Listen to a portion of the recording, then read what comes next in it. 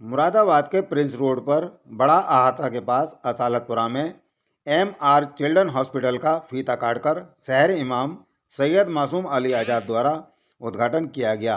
MR. Children hospital के doctor Kashif Qureshi ने अपने हॉस्पिटल के बारे में मीडिया को जानकारी देते हुए बताया कि हमारे यहाँ नन्हे मुन्ने बच्चों का, जैसे कि काला पीलिया, उल्टी, दस्त, बुखार, खांसी, नज़ला और हमारे यहाँ मशीन की भी सुविधा उपलब्ध है। यूकेएन चैनल के लिए मोहम्मद नदीम के साथ धर्मेंद्र अग्रवाल की रिपोर्ट।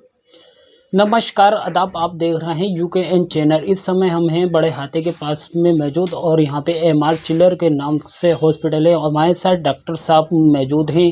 यहाँ कैसे कैसे अपने पेशेंट और बच्चों को लेकर कैसे कैसे इलाज किया जाता है, आइए हमारे साथ डॉक्टर साहब जुड़े हुए हैं और रूबरू उनसे बात करेंगे। क्या कहना चाहेंगे? सबसे पहले तो मैं सारे शहरवासियों को रमज़ान की मुबारकबाद देना चाहूँगा और बड़ा ही पाक महीना आ रहा है और अल्हम्दुलिल्लाह हम इस बार हम तमाम मुसलमान इसका स्वागत करते हैं और अल्हम्दुलिल्लाह हमने यहाँ स्टार्ट किया है एम.आर. Children hospital. जो हमारा जो मेन एम है और फोकस है वो खिदमत का है कि हम गरीबों की मदद कर सकें और ज़्यादा से ज़्यादा बच्चों को हम फ़ायदा पहुंचा सकें। और हमें बुज़ुर्गों से हिदायत है कि हम कम फ़ीस लें और ज़्यादा से ज़्यादा लोगों को फ़ायदा पहुंचा सकें। सब जैसे कुछ गरीब हैं, जैसे कुछ गरीब बच्चे हैं, जैसे कोई मानिए तो उनके पास इलाज करने के लिए दोबारा पैसे नहीं हैं, तो क्या कहना चाहेंगे आप उनसे? अगर इसके लिए हमने ये समाधान किया है कि हर जुमेरात के दिन हमने कैंप रखा है फ्री बच्चों के लिए और कोई उसमें पैसा नहीं लिया जाएगा और जहाँ तक हो सकेगा उनकी मदद की जाएगी। ऐसा कैसे कैसे यहाँ पे सुविधा है बच्चों के लिए?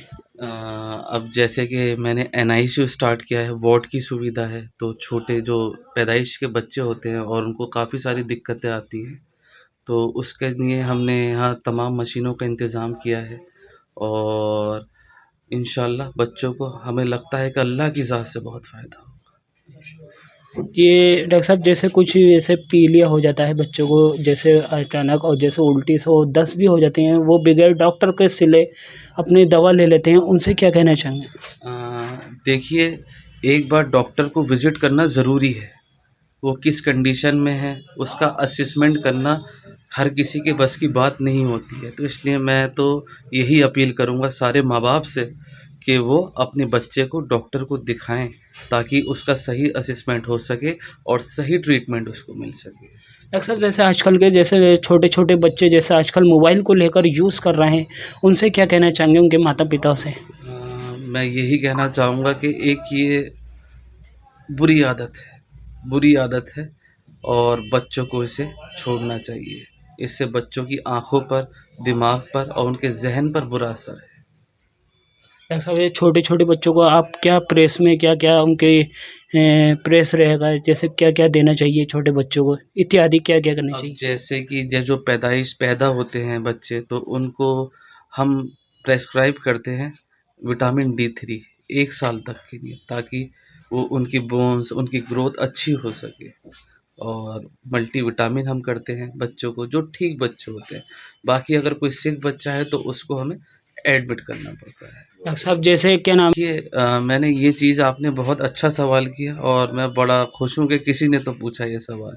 अधिकतर मैंने देखा है कि लोग, माएँ यही गलती करती हैं। जब बच्चा पैदा होता है तो उसको भैंस का, गाय का दूध पिलाती है, जबकि बच्चे का जो पाचन क्रिया है वो अभी इस लायक नहीं है कि वो गाय के या भैंस के दूध को पचा सके।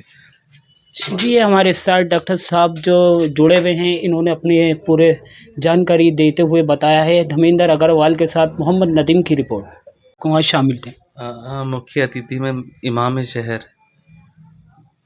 शहर और काफ़ी सारे लोग थे और मैं उनका बड़ा शुक्रगुज़ार हूँ कि उन्होंने जैसे मुफ्ती शब्बीर साहब थे, मुफ्ती अज्जज साहब थे और वो मुफ्ती अज्जज साहब किसी वजह से नहीं आ पाए थे और कोई बात नहीं, लेकिन मौलाना साहब ने मेरे लिए बहुत, मैं खुश हूँ उनके आने से। सब जैसे अब होली भी है और अपने जैसे माशाल्लाह अब रमज़ान भी आ गए हैं, दोनों त्योहार एक से हैं, तो आप दोनों भाइयों को क्या मुबारकबाद देना चाहेंगे? मैं अमन की अपील करूँगा। मैं अमन की अपील करूँगा अपने हिंदू भाइयों से, मैं अमन की अपील करूँगा अपने मुसलमान भाइयों से कि हिंदू मुस्लिम की एकता बनाए रखें और साथ रहें, मोहब्बत से रहें और खुश रहें।